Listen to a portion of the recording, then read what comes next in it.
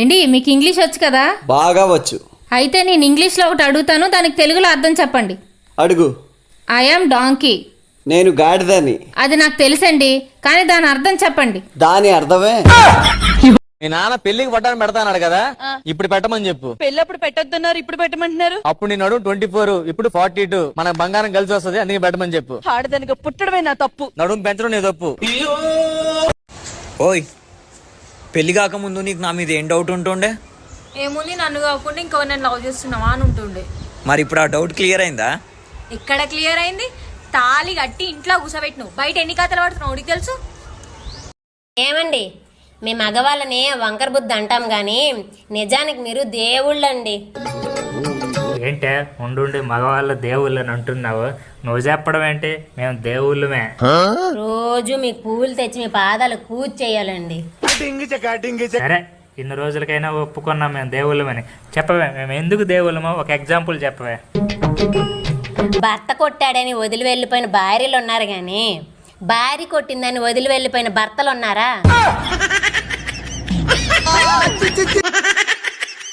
చూడు, నువ్వు చచ్చిపోతున్నా ఫోన్ ఎత్తి నేను చచ్చిపోతున్నా అని చెప్పి చచ్చిపో. ఏందమ్మా ఇందాక నుంచి గేట్ కళ్ళు వస్తున్నావేంటి?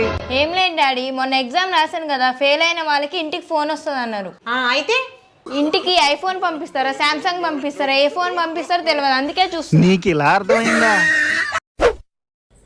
ఆంటీ బాగున్నారా? బాగున్నానమ్మా.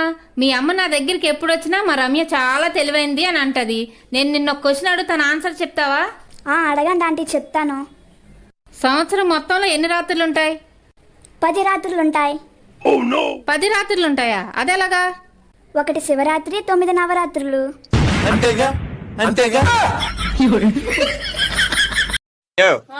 కాకరుతుంది, మన ఇంటికి ఎవరు చుట్టాలు వస్తున్నారు అనుకుంటా. అయితే మీ వాళ్ళు అయి ఉంటది. మీ వాళ్ళు రారా ఏంటి? మా వాళ్ళు వస్తే చిలకర సిద్ధి.